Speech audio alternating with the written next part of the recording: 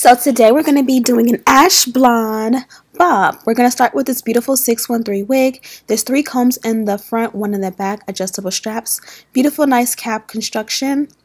I'm going to be, first of all, taking my Got to Be Glued freeze spray, and I'm going to go ahead and spray down the inside of the lace. This is going to help to protect the lace from any dye getting through onto the knots. While that kind of dries and sets a little bit, I'm going to be preparing my toners.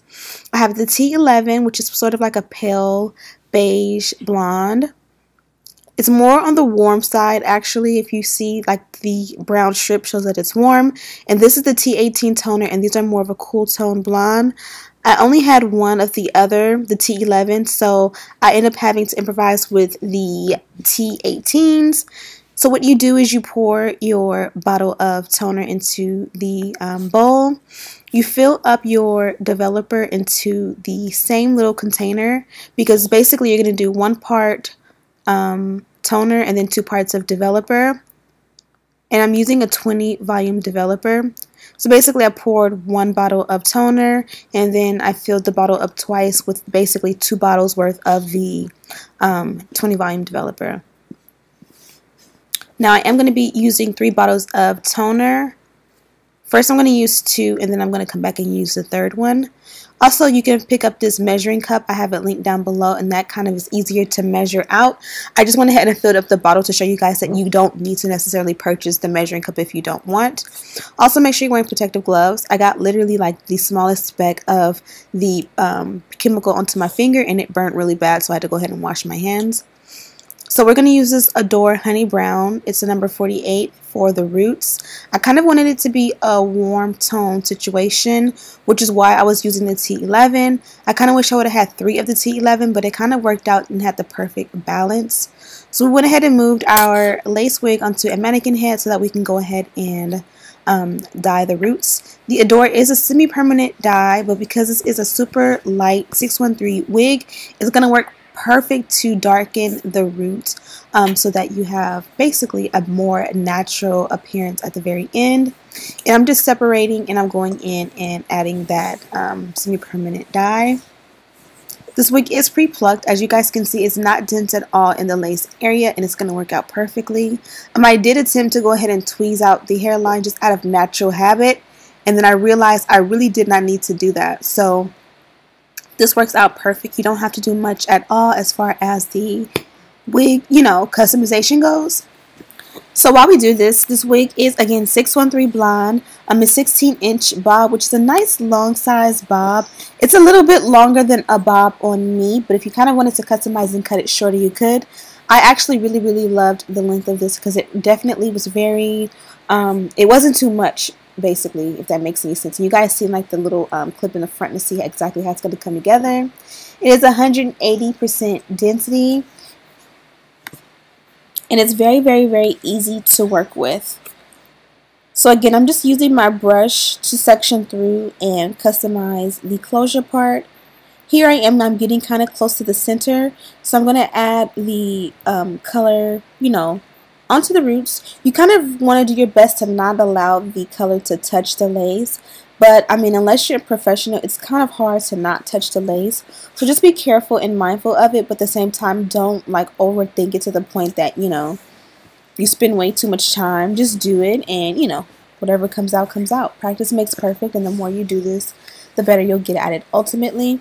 So fast forward, and we are completely done with the roots. Now that we're done, we're going to go back and kind of just tease the hair.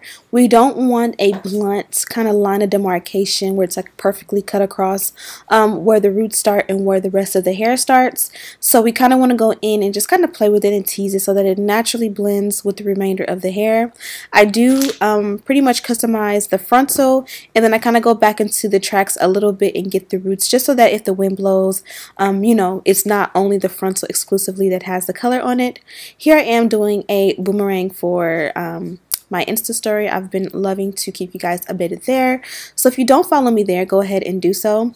Now, one thing I did do was I went ahead and I made the toner mixture ahead of time, and so it did turn into a thicker, more jelly-like substance. So kind of wait till you're ready to actually use it to mix it, opposed to, mixing it and putting it aside for 10 minutes. You kind of want to apply it immediately after you mix it. And I'm just working that in there as best I can. And this is the moment when I realized I messed up. Do you guys see that red at the bottom of this wig? I almost died. I tried to be, I guess, eco-friendly and use a bag that I no longer needed. And I did not even think about the fact that the actual color or dye on the bag would bleed with basically when it touched the developer. So I immediately took it to the sink and did my best to get that color out. I did a great job, and at this point I absolutely love the way the color looks. The only thing is that the root, as beautiful as it looks, I know that once it dries it is going to be a little too orange, but like right now I kind of love that look, you know what I mean? So I went ahead and covered that bag with a regular trash bag with no color on it, that way it won't transfer. Luckily I was able to get the color off of there with that, basically just rinsing it with water, and all of that red came out, thank God, but I'm pretty sure it would have dyed the color. But really, look at this. I really love the way this looks. It's a nice honey blonde. It's, you know, light enough that it's a nice blonde, but at the same time it kind of is a warm honey opposed to ash. And I really like this, but I knew that by the time it dried, again, it would kind of show up orange when it was all said and done, so it needed to be toned. Now there are so many different toners, and I will go through all of them with you over time. If you want a specific look, let me know and I can be sure to, you know, cover that on this channel with you guys. But today again we're kind of going with the ash tone. So I went through the T11 and the T, I believe 15 that I had before, and I ran out. So I am making a second batch, and this is just of the not T15, the T18. And hopefully this will work out because I kind of ran out. Also, whenever you're toning your hair, it is best to tone hair on damp hair. I don't know why, but I didn't even think about that from the beginning. So I was already doing a fail. You know what I mean?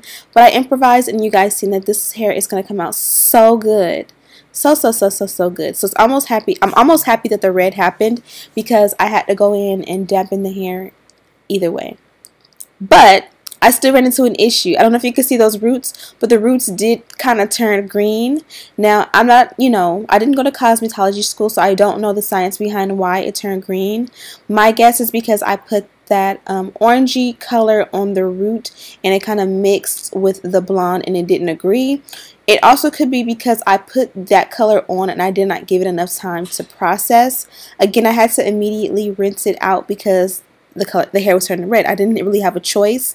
There was no way to really salvage it or save it. But it did start to turn green. And you're going to see we're going to fix that in just a moment.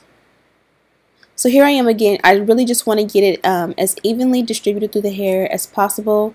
I don't necessarily want it to be one-dimensional. I kind of like it when different parts of the hair tone at different times so that it kind of has some dimension to it. But I just want to make sure that as much of the hair gets the toner as possible so that I don't have any orange or, you know, brassiness in the hair at all. And it's all, you know, on the same color scheme as far as it being ash. So fast forward, I went ahead and rinsed it out with a purple shampoo. I left the shampoo in for about 30 minutes. I'll have that shampoo linked in the description bar. And the purple shampoo also will tone your hair. So it did a great job. I don't know if you guys can see the roots, but it toned the roots down.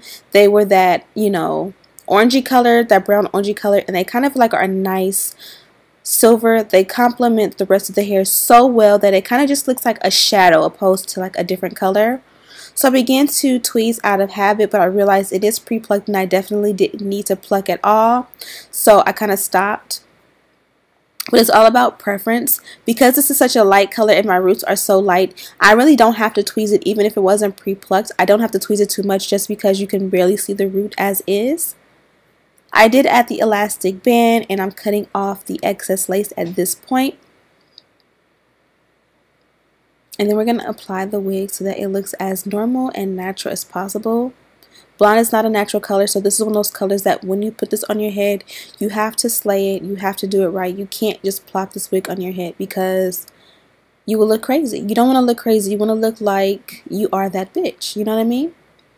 So go ahead and tweeze, I'm sorry, not tweeze, but cut off the lace. This is typically how I cut my lace off, and I prefer to cut my lace off when it's on my head. I did kind of make a mistake and it was kind of jagged, and with this blonde hair and this light lace, it definitely shows all imperfections, but pretty much this is what we have, and you kind of can see it looks like a helmet because the lace is so light. So you definitely will have to do your best to add powder and melt the lace in, and I'll show you exactly what I'm going to use to do so. But first we're going to make the baby hair. So you can see I'm parting out my designated baby hair, and it already is tweezed. I didn't have to tweeze anything out, and it's already a nice natural density in the very front.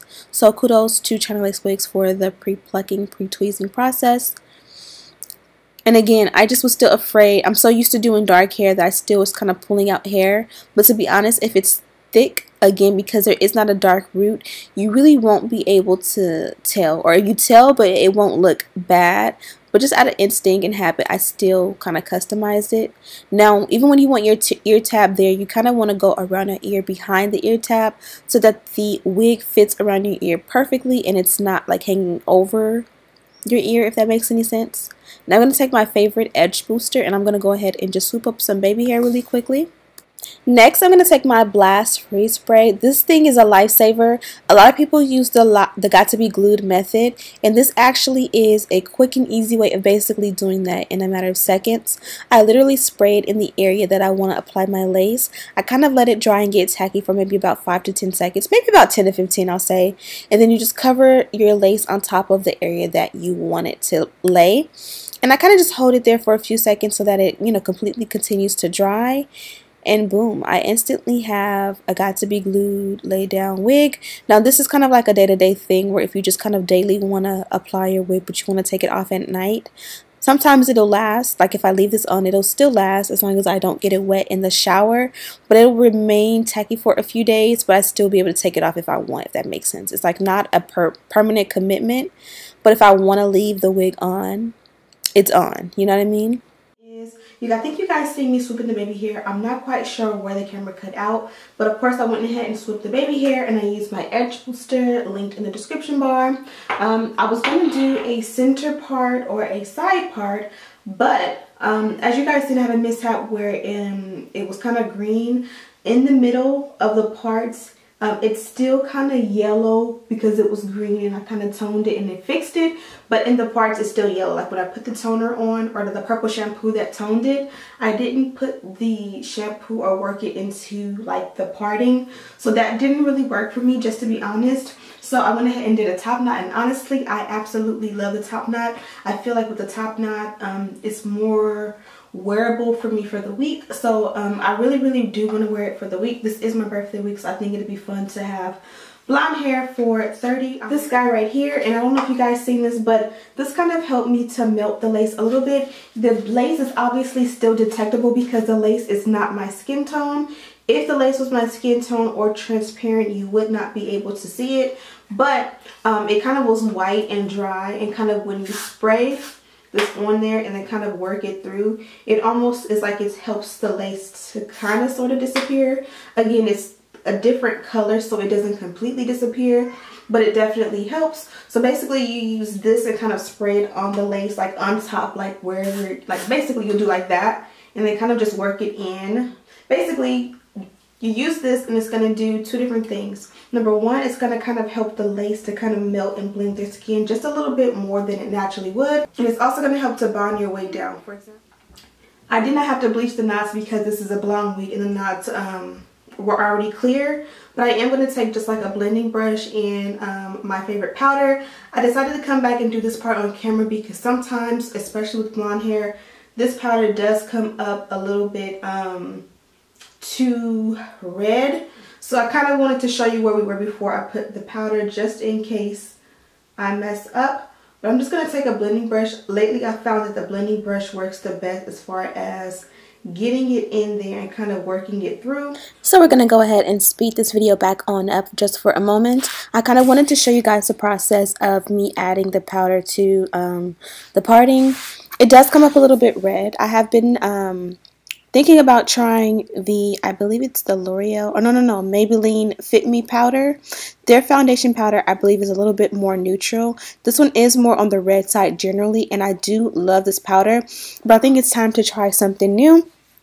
Before this, I was using my eyeshadow. I would use a brown eyeshadow from a, you know how you get the multiple, like the Morphe palettes, and that was working great, but at some point I kind of felt like I was over that, and now I'm on this, and now I'm kind of over this. So next I'm going to try the Maybelline Fit Me powder. I actually already have one. I just keep forgetting to pull it out when it's time to do this part. So yeah, this looks really good, but at the same time it is a little bit red. Next, I'm just going to take and trim down the sideburns a little bit. Now, I did kind of keep them full and long just because if you really look hard, you can see my black roots because my sideburns didn't stick.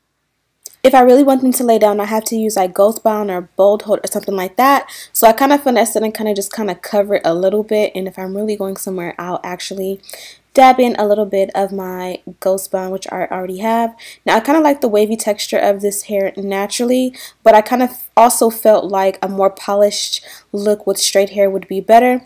I kind of just ran the flat iron through really quickly, but the roots are still a little bit curly, so of course I'll go back in a section and make sure I get those roots really good because it kind of shows a lot more with blonde hair. But this is definitely a vibe. I absolutely love this look, so I'm happy that I did it. So yeah, I hope that you guys enjoyed this quick one. I was able to show you guys how to tone the hair really good.